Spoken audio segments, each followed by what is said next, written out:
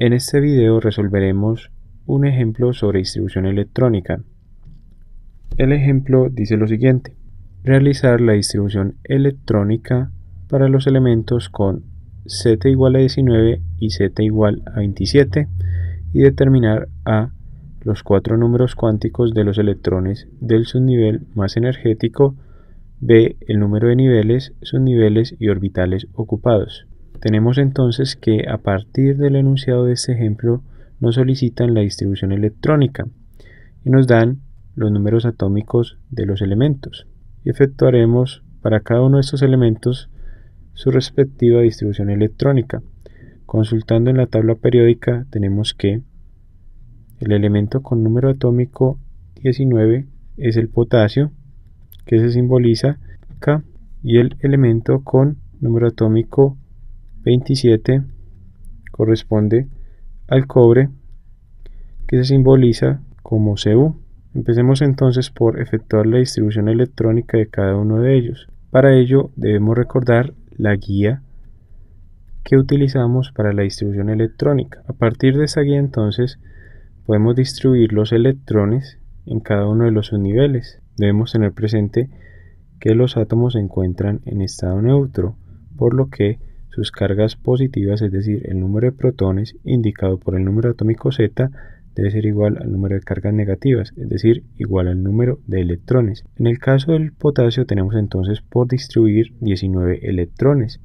Empecemos la distribución a partir del subnivel menos energético, que es el 1s2. Hemos entonces distribuido 2 electrones.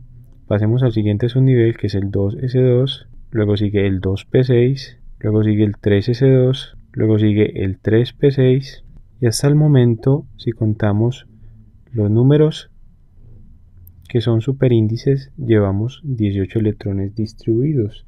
Nos falta distribuir uno solo más.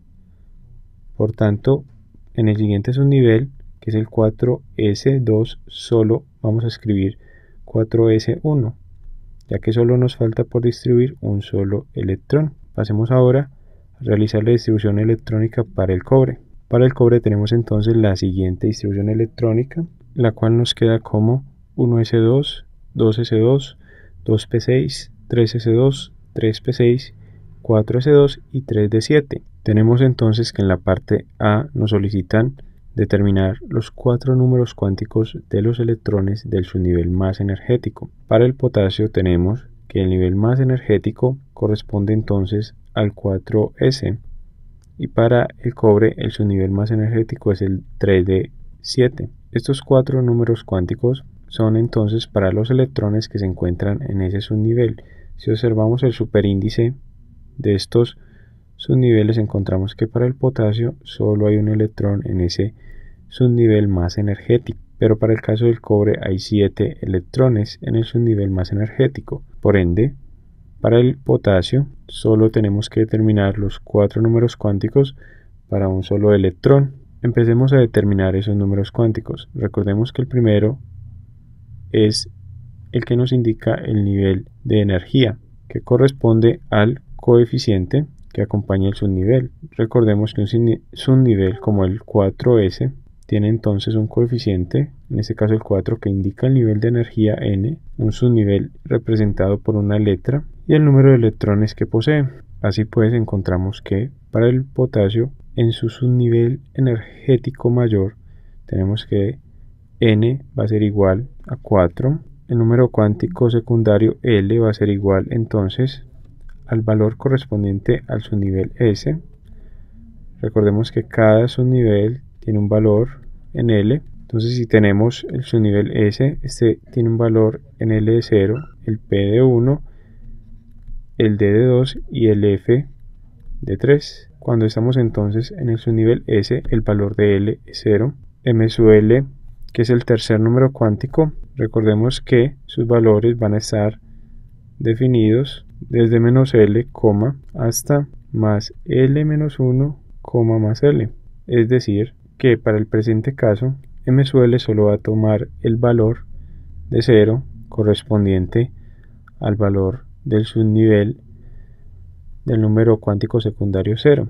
Ahora bien, vamos a considerar que este electrón va a tener un número cuántico del spin positivo de más 1/2, aunque podemos decir también que puede tener un giro negativo. Recordemos que si tenemos un electrón desapareado, este puede girar en cualquiera de los dos sentidos.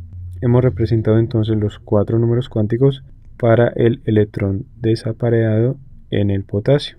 Pasemos ahora a establecer los 4 números cuánticos para los 7 electrones del subnivel más energético en el átomo de cobre. Determinemos primero los 4 números cuánticos para el primer electrón del subnivel más energético del átomo de cobre. Empecemos por determinar el número cuántico principal n, y recordemos que este viene a ser igual al valor del coeficiente del subnivel, entonces viene a ser igual a 3. El valor del número cuántico secundario L viene a ser igual al valor de L del subnivel D, que por la tabla que mostramos anteriormente viene a ser de 2 para D.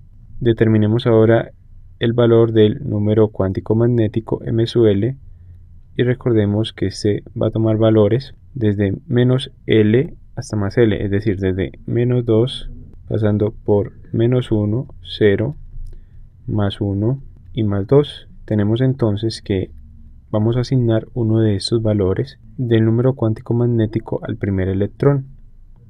Vamos a seleccionar entonces el primer valor, que sería entonces menos 2. Y por último, definamos el número cuántico del spin. En este caso podemos decir que ese electrón puede girar en sentido positivo o negativo, pero tenemos que definir uno de los dos, porque muy probablemente puede ser un electrón que no se encuentre desapareado.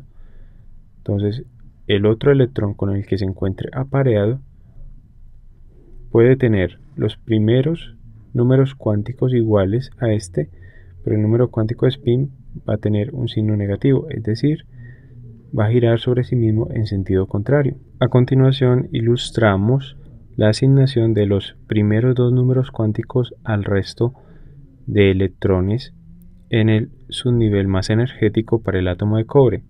Como podemos observar, estos valores son los mismos para los 7 electrones, es decir, el número cuántico principal va a ser 3 para todos, el número cuántico secundario va a ser 2, y las diferencias que van a presentar en sus números cuánticos se van a deber entonces al número cuántico magnético y el número cuántico del spin. Para el segundo electrón, el número cuántico magnético corresponderá entonces a uno de los valores restantes, porque recordemos que habíamos seleccionado el valor de menos 2 para el primer electrón. Por tanto, seleccionemos el valor de menos 1 para este segundo electrón. Para el tercer electrón, seleccionemos el siguiente número cuántico. Tenemos entonces que M sub L va a ser igual a 0, y hacemos lo mismo para el tercer y cuarto electrones. Decimos entonces que M sub L para el cuarto y quinto electrón es de más 1 y más 2 respectivamente. Como los números cuánticos magnéticos se nos acabaron en este punto, tenemos que asignar valores empezando desde el número que habíamos asignado al primer electrón. Tenemos entonces que para el electrón número 6 vamos a asignar el número cuántico magnético de menos 2, y para el electrón número 7 el número cuántico magnético de menos 1. Hasta ahí pareciera que el electrón número 1 fuera igual al número 6, lo mismo que el 2 al 7, pero la diferencia nos la va a dar el número cuántico del spin o de giro. Miremos que habíamos asignado un número cuántico del spin de más 1/2 para el primer electrón. Vamos a hacer lo mismo para el resto de electrones hasta donde hemos asignado el número cuántico magnético sin haberlo repetido, es decir, hasta más 2. Y vamos a decir que todos estos electrones van a tener un número cuántico del spin de más 1/2, pero cuando repetimos el número cuántico magnético en menos 2 para el electrón número 6, vamos a decir que ese electrón va a tener un número cuántico del spin de menos 1/2, de modo que va a girar en sentido contrario al electrón número 1 y van a estar en el mismo orbital. ¿Por qué? Porque sus valores de número cuántico magnético se van a corresponder. La misma aclaración hacemos para el electrón número 7, que va a tener un número cuántico del spin de -1/2, aunque tiene el mismo valor del número cuántico que el electrón número 2, que es de -1. Van a estar entonces en el mismo orbital, pero girando en sentido contrario, tal y como debemos recordar que establece el principio de exclusión de Pauli, que cuando dos electrones se encuentran en un mismo orbital, el uno va a girar en un sentido, en este caso giro positivo, y el otro en sentido negativo. Si analizamos, por ejemplo, el electrón número 1 con el electrón número 6, lo mismo si analizamos el electrón número 2 con el electrón número 7, estos van a estar en el mismo orbital, pero girando en sentido contrario. Hemos determinado entonces los 4 números cuánticos tanto para el átomo de potasio como para el átomo de cobre. Vamos ahora a resolver la parte B del ejercicio, donde nos solicitan el número de niveles, subniveles y orbitales ocupados. Para resolver la parte B del ejercicio, recordemos las distribuciones electrónicas que hemos obtenido en el literal A. Para el potasio, que es la siguiente, y para el cobre, que es esta que presentamos. Vamos a determinar entonces el número de niveles, subniveles y el número de orbitales para cada uno de estos átomos en su distribución electrónica. Para ello realicemos la siguiente tabla. En esta tabla entonces vamos a resumir los resultados del literal B. Vamos a escribir en esta tabla el número de niveles, de subniveles y orbitales para el átomo de potasio y para el átomo de cobre de acuerdo a su distribución electrónica. Empecemos determinando el número de niveles. Recordemos que el número de niveles lo determina el coeficiente de mayor valor. Para el caso del potasio podemos observar que el mayor nivel va a corresponder al valor de 4. Y para el átomo de cobre, aunque no tenemos la distribución electrónica ordenada en forma creciente, podemos observar que el mayor valor de los niveles energéticos es de 4. Por ende, también tiene 4 niveles de energía. Vamos ahora a determinar el número de sus niveles. Para ello, lo único que tenemos que hacer es sumar cada uno de estos subniveles. Tenemos entonces para el átomo de potasio un subnivel, 2, 3, 4, 5 y 6.